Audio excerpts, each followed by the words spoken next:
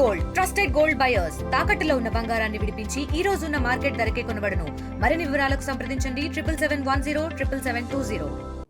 నిరంతరం ప్రజల పక్షాన ఉండి ప్రజలకు కావాల్సినవన్నీ సమకూరుస్తూ కూటమి ప్రభుత్వం కానీ అలాగే బీజేపీ నేతృత్వంలో కానీ ఈ ప్రజలకి అన్నీ సమకూరుస్తూ ఇస్తూ అలాగే ఈరోజు కూడా మన సీఎం రిలీఫ్ ఫండ్ నేపథ్యంలో అనేక లక్షలు ప్రజలకి చెక్కులు పంపిణీ అయితే చేస్తున్నారు ఉత్తర నియోజకవర్గం ఎమ్మెల్యే విష్ణుకుమార్ రాజు గారు. సార్, నా ఎమ్మెల్యే గారు నమస్తే సార్. సార్, ప్రజల పక్షాన ఉంటూ ప్రజలకు కావాల్సినవి హెల్త్ యాక్స్పర్ట్స్ కానీ ఆల్ యాక్స్పర్ట్స్లో కూడా ప్రజలకి మమేకమయం ఇస్తున్నారు. ఎలాంటి స్పందన వస్తుంది ప్రజల నుంచి? ఇప్పుడు ఏదైతే కూటమి ప్రభుత్వం వచ్చిన తర్వాత ఎవరైతే దురదృష్టవశాత్తు ఎమర్జెన్సీగా ప్రైవేటు హాస్పిటల్స్లోనే ఎక్కడన్నా జాయిన్ అయ్యి, అంటే ఇది ఏదైతే ఆరోగ్యశ్రీ కానీ లేకపోతే ఏదైతే ప్రభుత్వం ఇచ్చిన పథకాన్ని దానికి కన్వీనియంట్గా లేకుండా ఆ హాస్పిటల్స్ వాళ్ళు కొన్ని వాటికి రిజెక్ట్ చేసినప్పుడు ఇమీడియట్గా ప్రైవేట్ హాస్పిటల్స్లో లేకపోతే సేమ్ హాస్పిటల్లో ట్రీట్మెంట్ చేయించుకుని డబ్బులు ఇచ్చి ట్రీట్మెంట్ చేయించుకునే సిస్టమ్ ఉంది. తర్వాత వాళ్ళు చాలా ఇబ్బందులు పడుతున్నారు, ఆర్థికపరమైన ఇబ్బందులని చెప్పి మన దృష్టికి తీసుకుని వచ్చాక ఒరిజినల్ బిల్స్ అన్నీ తీసుకున్నాక ఇమ్మీడియట్గా సీఎం గారి దృష్టికి తీసుకుని వెళ్ళి సీఎం రిలీఫ్ ఫండ్ ద్వారా మనము వాళ్ళకి ఎంతో కొంత సహాయము, అంటే 1,00,000 రూపాయలు అయితే కనీసం ఒక 50,000 60,000 మళ్ళీ వాళ్ళకి చేయూతనివ్వటానికి గురించి ఆ ప్రయత్నం చేస్తున్నాం. మాకు ఈ మధ్య నిన్న మొన్న వచ్చినవి సుమారు 26 మందికి మేము సీఎం రిలీఫ్ ఫండ్ చెక్స్ వచ్చినవి.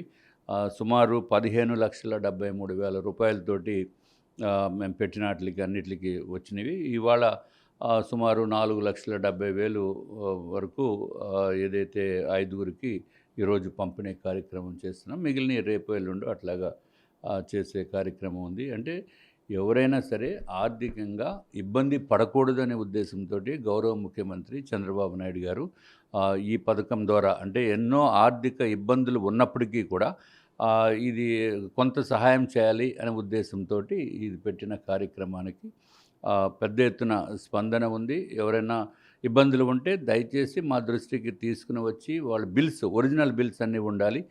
కొంతమంది ఒరిజినల్ బిల్స్ కాకుండా క్యాష్ పేమెంట్ ఇచ్చేసి బిల్స్ అనేది వాళ్ళు తేవటం లేదు. దాని వలన బిల్స్ లేకపోతే మనం పేమెంట్ చేసేదానికి అవకాశం లేదు. కాబట్టి ఎవరికైనా అవసరం ఉంటే తప్పనిసరిగా మా దృష్టికి తీసుకుని వస్తే నేరుగా సీఎం గారి దృష్టికి నేను తీసుకుని వెళ్ళి వారికి ఆర్థిక సహాయం వచ్చేటట్టు చేస్తాము. ఇదివరకు ప్రభుత్వము గౌరవ ముఖ్యమంత్రిగా ఉన్న జగన్మోహన్ రెడ్డి గారు ఉన్న సమయంలో ఎక్కడా కూడా సీఎం రిలీఫ్ ఫండ్ వచ్చిన దాఖలాలు లేవు. అంటే ఎప్పుడో ఒక సంవత్సరానికి 1-2 ఏదో ఇచ్చేవారు తప్ప ఇక్కడ అవును రిజెక్ట్, ఎందుకంటే వాళ్ళకి డబ్బులు ఇవ్వలేదు కాబట్టి. అది ఒకటే కాకుండా ఎంతోమంది లక్షల రూపాయలు ఖర్చులు పెట్టి తర్వాత సీఎం రిలీఫ్ ఫండ్ గురించి పాపం వెయిట్ చేసి ఆఖరికి ₹1 కూడా రానటువంటి పరిస్థితి ఉంది. అటువంటిది ఇక్కడికి మా దృష్టికి ఎవరు వచ్చినా సరే నార్త్ నియోజకవర్గం వారు ఎవరైనా ముఖ్యంగా వాళ్ళకి మేము చేయాలి. మిగిలిన ఎమ్మెల్యేస్ మిగిలిన వాళ్ళకి చేస్తారు. ఒరిజినల్ బిల్స్తో పాటు వస్తే తప్పనిసరిగా వారికి ఆర్థిక సహాయం వచ్చేటట్టు చేస్తామని చెప్పి తెలియజేసుకుంటున్నాం. సార్, ఈ మంచి పథకాలు అవి అమలు ప్రజలంతా హ్యాపీగా ఉన్న నేపథ్యంలో పక్కన చూస్తుంటే వామపక్షాలు కానీ వైఎస్ఆర్సీపీ కానీ steel plant department wise privatisation చేసేస్తున్నారు అంతా అని చెప్పి వీళ్ళు నిన్న జీవీఎంసీలో కూడా పెద్ద ఎత్తున వీళ్ళైతే చెప్తున్నారు. ఏం చెప్తారు మీరు? ఏ విధంగా చూసుకోవచ్చు? అదే పచ్చి బోగస్ అండి, ఊరికే డ్రామా. వీళ్ళకి ఇంకా వేరే పని ఏమి లేదు, అంటే వేరే అంశం ఏమీ దొరకటం లేదు. స్టీల్ ప్లాంట్ అనేది ఒక సెంటిమెంట్ తోటి కూడుకున్న వ్యవహారము. ఇది రాష్ట్ర ప్రజలందరినీ కూడా ఆకర్షించడానికి వైఎస్ఆర్సీపీ ఏదో ఒక డ్రామా గురించి చేస్తున్న కార్యక్రమం తప్ప రెండోది ఏమీ కాదు. దీంట్లో స్టీల్ ప్లాంట్లో సుమారు 700 నుంచి 800 చిన్న కాంట్రాక్ట్స్ ఇస్తారు. అంటే హౌస్ కీపింగ్ లాంటివో లేకపోతే ఆ మిషనరీ మెయింటెనెన్సో లేకపోతే దానికి కంటిన్యూస్ 1 ఇయర్ మెయింటెనెన్స్లో అది సర్వసాధారణంగా జరిగే ప్రక్రియ. అటువంటిది 700 800 కాంట్రాక్టర్స్ని మళ్ళీ వీళ్ళు ప్రతి అధికారి కూడా మానిటర్ చేయటం కష్టమనే ఉద్దేశంతో అవన్నీ కుదించి సుమారు 42-44 కాంట్రాక్ట్స్ కింద తగ్గించి వాళ్ళకి కాంట్రాక్ట్ ఇవ్వడం జరుగుతుంది. ఈ 44 మంది కాంట్రాక్టర్స్ ఎవరైతే ఒకవేళ టెండర్స్లో పార్టిసిపేట్ చేసిన వాళ్ళు మళ్ళీ సబ్ కాంట్రాక్ట్స్ ఇచ్చుకునే అవకాశం ఉంది. ఇదంతటికీ కారణం ఏంటంటే ఈ ఇంతమందిని మేనేజ్ చేయడం కష్టం అనే ఉద్దేశంతో ఆన్సరబిలిటీ గురించే ఇది తగ్గించడం జరిగింది, నెంబర్ ఆఫ్ కాంట్రాక్ట్స్ని. దాన్ని ఏదో ప్రైవేటీకరణ చేసేస్తాము, అర్థం లేదండి.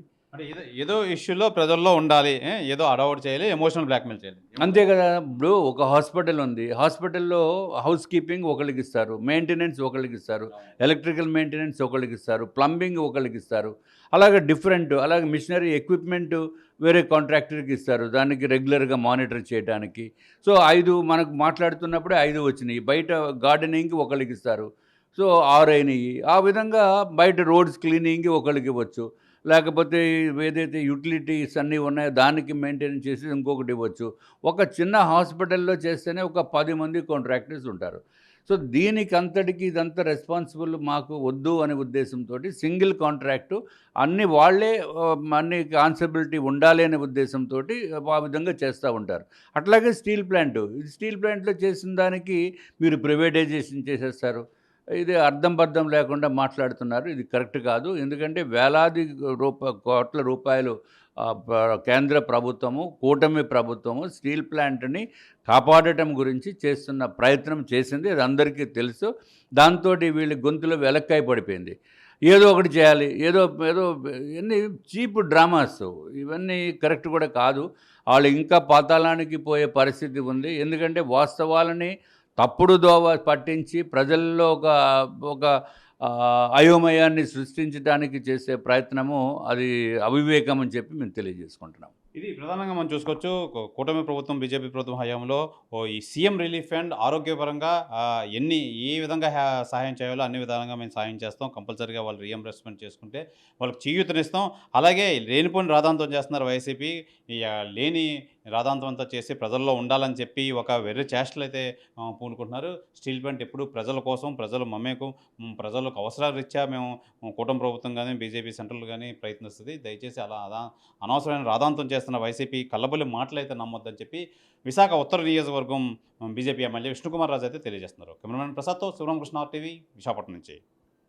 తెలుగులో న్యూస్ కి ఫాస్టెస్ట్ యాప్ ఇప్పుడు టోటలీ న్యూ అవతార్లో జస్ట్ 5 సెకండ్స్ లో కంప్లీట్ న్యూస్.